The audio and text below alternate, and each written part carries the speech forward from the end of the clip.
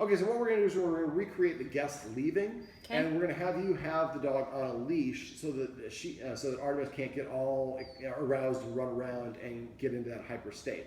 Now, I don't like doing. I'm learning to use positive reinforcement only, but sometimes I do default to more corrective stuff, which is a little bit of correction on the leash. So now the correction on the leash, we want to use as little force as necessary for obvious reasons. But the timing of it is really important. And the technique is to do it to the dog's side.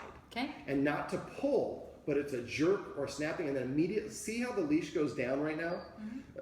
That's what I call a hanging J. So let me tilt the camera so we can see it. So there's no tension on the line right there. So that's what we, after you correct, it should go back to no tension like that, and okay. nice slack.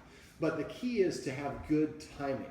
So you're gonna watch the dog and not watch me. As soon as you see like the dog open its mouth while it's inhaling, that's when you want to give the correction. Now, normally I would make a hissing sound, but being a deaf dog, the hissing sound isn't going to work, and you might not be able to get your hand in place to do a hand motion. Okay. So what we're going to do is I'm going to turn the camera back, and then I'm going to practice going to the door. So you're going to watch the dog as I pass, and don't let the dog run in front. So you're going to give it about maybe 2 feet of free leash. Yeah, I'm going to stand up first, and you're going to stand up to follow me. But again, quick little correction, and then relax it. Okay. And then what we're hoping for, if your timing is good, but it has to be like the precise moment that she starts, but if your timing is good, you should see the ears flip back and the head kind of lower a little bit, and you should see a change in demeanor. And then if she gives you that, then we want to pet her, and again, I would come up with a command word that you're going to use.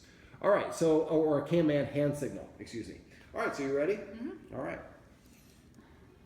So go ahead and get up, follow me.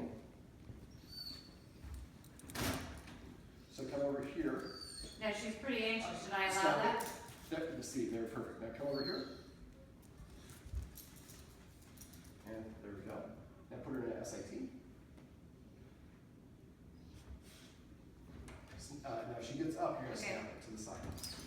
A little bit more intensity next time. There you go. Snap it. So as soon as the whining starts, let's try that again. I'm sorry. So cuts with the whining, I don't even hear it. Almost no whining. Let me grab my bag and simulate that, because that'll be more like a real leaving. All right, we'll see you. Bye-bye. Bye-bye. So because we've taken away her ability to run around and not get so aroused, we already have a much different behavior. Now she's still anxious, she's still whining a little bit, but it's much rewarding. I'm sorry, I'm really bad about Working that rewarding, and we're going to talk about a new technique that I developed that will help you guys with that. But we already had a much different response. She wasn't running around, she didn't ramp her energy up, she didn't get in front.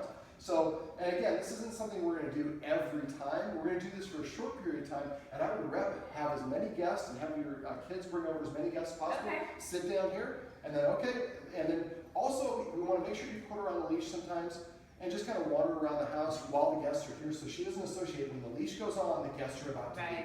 We need to make it random enough so she can't recognize that. Now, if she's nice and calm, then your guests can come and pet her. But that was great. That was a much better response than what we had before. All right.